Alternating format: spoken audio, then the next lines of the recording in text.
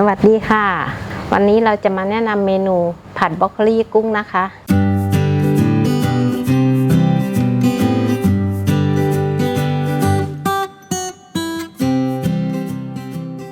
เรามาดูวัตถุดิบทั้งหมดดีกว่าค่ะว่ามีอะไรบ้างวัตถุดิบของเราได้แก่กุ้งบรอกโคลีแครอทกระเทียมซอสหอยนางรมน้ำตาลทรายซอสปรุงรสน้ำเปล่าและน้ำมันสำหรับผัดค่ะขั้นตอนแรกนะคะเราก็ทำความสะอาดกุ้งคือแกะเปลือกกุ้งนะคะแล้วก็ผ่าเอาเส้นดำด้านหลังออกนะคะอันนี้เราทำไว้เรียบร้อยแล้วค่ะก็จะเป็นแบบนี้นะคะส่วนบรอกโคลีเราก็หั่นชิ้นพอคำค่ะและแครอทเราก็หั่นเหมือนกันค่ะหลังจากนั้นเราก็บุบกระเทียมไว้นะคะนี่เราก็บุบแล้วนะคะตอนนี้เราก็จะเริ่มผัดนะคะเราก็จะเปิดแก๊สนะคะตั้งกระทะใส่น้ำมันค่ะใส่น้ำมันที่กระทะประมาณสัก3 ช้อนโต๊ะนะคะตามด้วยผัดกระเทียมค่ะพอกระเทียมเริ่มมีกลิ่นหอมนะคะก็ใส่กุ้งลงไปค่ะ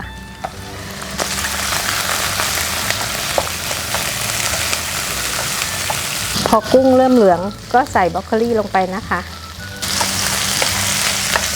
เติมน้ำเปล่าหรือน้ำซุปนะคะ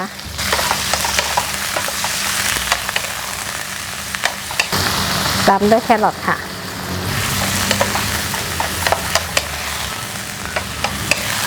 ตอนนี้เราจะมาปรุงรสนะคะน้ำตาลทรายค่ะซอสปรุงรสค่ะซอสหอยนางรมค่ะผัดให้เข้ากันนะคะ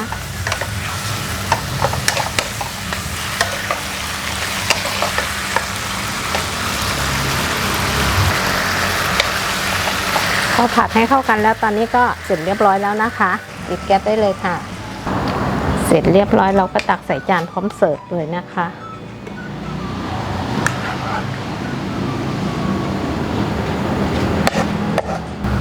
เสร็จเรียบร้อยแล้วค่ะผัดบรอกโคลีกุ้งนะคะ